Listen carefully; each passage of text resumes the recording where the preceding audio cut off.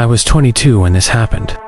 Fresh out of college, between jobs, I kept myself afloat by babysitting, cleaning houses, running errands, whatever paid cash.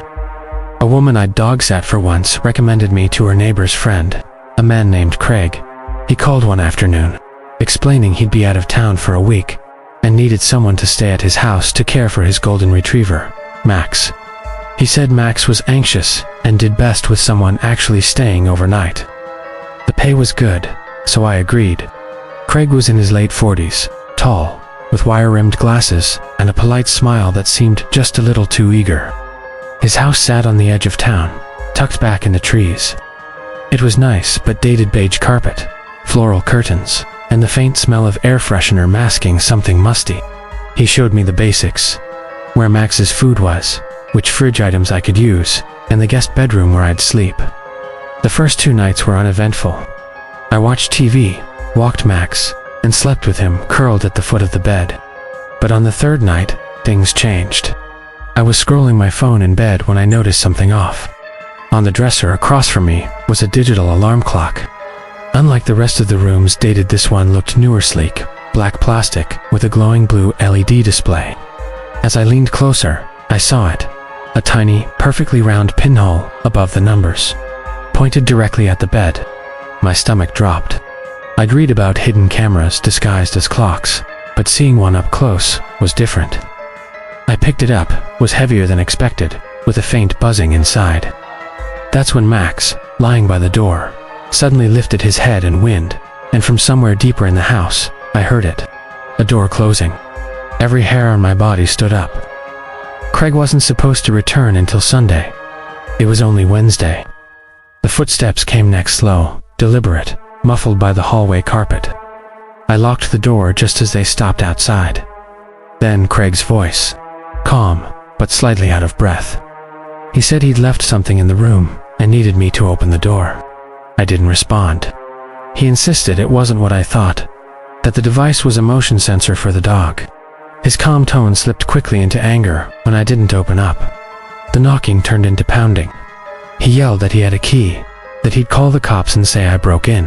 I fumbled with the window, hands shaking, until I shoved it open and climbed out. I ran through the yard and down the gravel driveway, calling my mom to pick me up. The next morning, I contacted a lawyer, but without proof, no photos, no device, there wasn't much I could do. I never got paid, and I never saw Craig again. But I still think about that moment, the pinhole lens aimed at the bed, and the sound of the door closing in a house I thought I was alone in.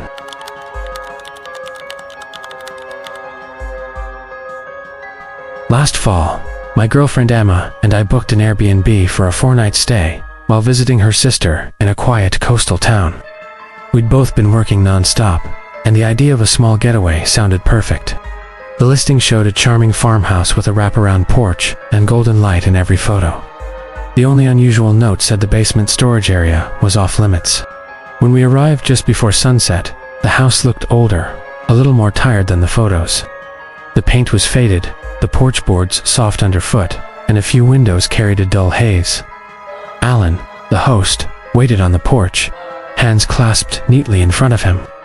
Late 50s, tall, but slightly hunched, with carefully combed gray hair and a flannel shirt tucked tight.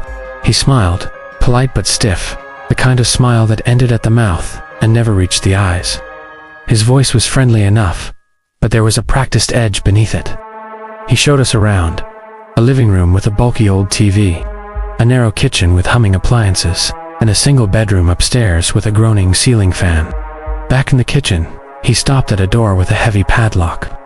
He tapped it with one finger and said there was no reason for us to go down there. The first night was quiet, except for the soft creaks of the old house settling. At one point I thought I heard a dull thud below us, but I brushed it off. The second night, around 2 a.m., I woke to a dragging sound from the basement. Something heavy scraped across concrete, then silence, then again. Emma stirred beside me, whispering that she heard it too. We lay there in the dark, stiff with unease, waiting for it to stop. By the third day, the air inside felt heavy, like it carried a tension we couldn't name. We did touristy things, but neither of us wanted to come back. That afternoon, while Emma showered, I stood at the basement door and leaned close. The padlock was still there, but a sour, damp, metallic smell seeped through the seam. That night, the noises returned. Faint metallic clinks, then slow footsteps below us. 4, 5, a pause, 3 more, like someone was listening. At one point, Emma whispered that she could hear breathing. Not loud, just a faint, steady exhale coming from somewhere beneath our feet. By the 4th night, we were done, but afraid to leave in the middle of the night. We told ourselves we'd stick it out until morning, then leave early. But while brushing her hair, Emma froze. She was staring at the smoke detector above the bed. Something about it looked wrong. I climbed up on a chair, twisted it free, and found a tiny camera inside, its green light blinking. My stomach turned cold. I searched the room, hands shaking, and found another small lens peeking through a pinhole near the dresser mirror. Both aimed at the bed. We didn't speak. We shoved everything into our bags, left the house without locking the door, and drove until we found a gas station. Under buzzing lights, we called the police and explained everything. They met us back at the house, asking us to walk them through what we found. The basement door, once locked with that heavy padlock, now stood wide open. The smell from earlier hit like a wave when it swung forward. The officers went down, flashlights cutting through the dark. Minutes later, we heard shouting, then radios crackling, then boots on the stairs. Alan was hiding in a basement closet. Inside was a small monitor wired to the cameras upstairs. He had been there the entire time. He was arrested on the spot for criminal trespass and invasion of privacy. Airbnb quietly offered us a voucher and an apology meant to make us stay quiet. We took it, but we still tell people. Now, when we travel, Emma and I stick to hotels. They may be dull, but at least their basements aren't waiting for us in the dark.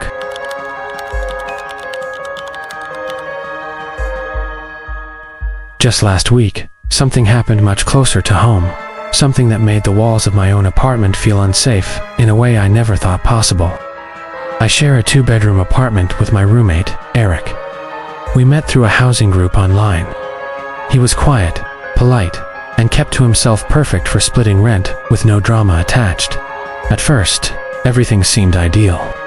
We worked different shifts, barely crossed paths, and most days our only interaction was a short nod or a quick text about groceries or bills. But after a few months, little things began to bother me. Quiet details that didn't sit right, no matter how I tried to explain them away. I'd come home to find my closet door cracked when I knew I had shut it tight. The kind of small thing you notice immediately, but can't quite prove. My desk chair would be angled slightly toward the bed, as if someone had sat there watching it, just enough to feel deliberate rather than accidental. Once, a photo frame on my nightstand leaned forward, tilted in a way I never left it, as though it had been picked up and set down too quickly. I kept telling myself I was tired, that maybe I left things differently. That memory plays tricks when you're stressed and not paying attention. That belief held until one Saturday morning, when a tiny black dot caught my eye while the sunlight hit my wall at just the right angle. High in the corner where the wall met the ceiling, barely visible unless you stared. A little speck sat out of place, like a mole on smooth skin. I dragged a chair across the room, climbed up, and the moment I touched it, my stomach turned to ice, my hands shaking before I even pulled it free. It was a camera, small and wireless, a dark, silent eye pointed directly at my bed, recording God knows how long or what. My heart pounded as I pulled it loose, but the memory card slot was empty, and the device offered no answers, just the weight of violation. I stood there in the middle of my room, clutching the thing like it might burn me. The walls suddenly feeling too close, too thin, too watched. Sick and shaking, I tucked the camera deep in my nightstand drawer, under a pile of socks, my mind spinning through every bad possibility. I didn't confront Eric immediately. I wanted to see if he'd come looking for it, if my paranoia had a shape, a face, a confirmation.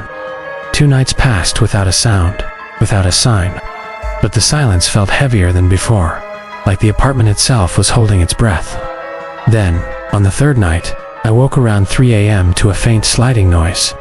The soft scrape of wood against wood from beside my bed. It was my nightstand drawer, moving when it shouldn't, slow and deliberate, like someone trying not to wake me up while standing inches away. Through half-shut eyes, I saw Eric crouched beside my bed, his shoulders hunched, his hands moving carefully through the drawer where I had hidden the camera. He froze when he realized I was awake, then turned his head toward me with a slow, deliberate motion that made the air feel heavy and wrong. The room went dead silent, like even the hum of the fridge in the kitchen had stopped, like the world itself was waiting for what would happen next. After a long, unbearable pause, he said, "I know you're awake," his voice flat, neither angry nor scared, just calm in a way that terrified me more than yelling ever could. My blood turned cold as every muscle in my body screamed to move, to fight, to run, to do something other than sit there staring. I sat up anyway, heart pounding, and demanded to know why he had put a camera in my room, my voice shaking but loud in the otherwise silent apartment. His excuse came quick, thin, and desperate. He claimed he thought I was stealing from him. Like filming me sleeping somehow proved theft. I called it out for the lie it was, shouting that the camera wasn't aimed at his things, that it stared only at my bed, at me, at what I never agreed to share. We argued until my throat hurt, my hands shaking as I grabbed the camera, marched into the kitchen, and hurled it into the trash with a hollow thud. Eric just stood there, fists clenched at his sides, watching me with something unreadable in his eyes, not fear, not guilt, just quiet intensity. Then, without another word, he turned and walked back to his room, shutting the door softly like nothing had happened at all. I didn't sleep that night. Every sound felt like footsteps, every shadow like movement, every second a test of whether the lock on my door meant anything anymore.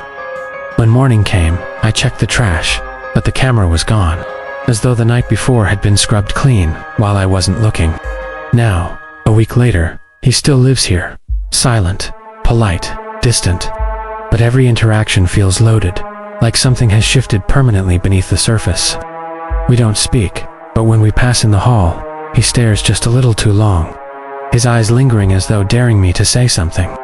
Some nights I hear his footsteps stop outside my door and stay there, quiet and still, no knock, no movement, just presence like a weight on my chest. He just stands there for minutes that feel like hours before eventually walking away. The silence that follows somehow worse than the sound. I'm trying to move out, maybe press charges, but without proof, without recordings, without a confession. It's just my word against his, and that's not enough. And every night, I lie awake, staring at the corners of my ceiling, wondering how many cameras I haven't found, how much more I don't yet know.